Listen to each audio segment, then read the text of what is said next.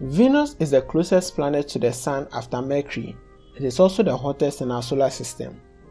Do you care to know why that is so, and why our planet may suffer a similar fate? Then stick with me to the end of this video to get your answers. Global warming has become an issue of global concern because our planet may become like Venus if actions are not taken. This video seeks to give a brief explanation on global warming, its causes, effects, and some solutions. This is no engineering, and thank you for being here. Earth, the perfect planet for life to survive. Not too hot and not too cold. The Earth warms itself through a process called greenhouse effect. You see, the Earth's atmosphere contains some gases called greenhouse gases. When energy from the Sun passes through the atmosphere to the Earth's surface, some is absorbed by the sea and land, and the rest is reflected to space as heat. These greenhouse gases in the atmosphere prevent the heat from going to space, hence warming the atmosphere, affecting the overall temperature of the Earth. You should also note that the greenhouse effect is important for our survival here on Earth, because without it, the Earth will be too cold to live on. So natural processes provide the Earth with the right amount of greenhouse gases to keep the process going. The actual problem started with the Industrial Revolution, when human activities such as mining, power production, industrial processes, deforestation, transport, and even agriculture has emitted more greenhouse gases into the atmosphere. And of course, more greenhouse gases in the atmosphere means more greenhouse effect than global warming. Talking of greenhouse gases, these are heat-trapping gases in the atmosphere. For example, carbon dioxide, methane, nitrous oxide, fluorinated gases such as CFCs, and even water vapor.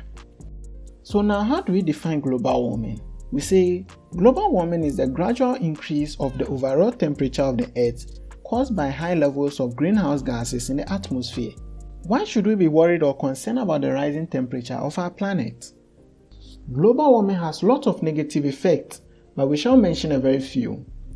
Rise in sea levels due to the expansion of the water and melting of the polar ice caps. There may be droughts since water dries faster with rising temperature. People are likely to get heat-related illnesses. Some living organisms will die and go extinct. There will even be more and worse storms and melting of the glacier. Now we know the causes and effects of global warming. How can we stop this? The solution to global warming is pretty simple and straightforward. Just reduce the concentration of the greenhouse gases in the atmosphere.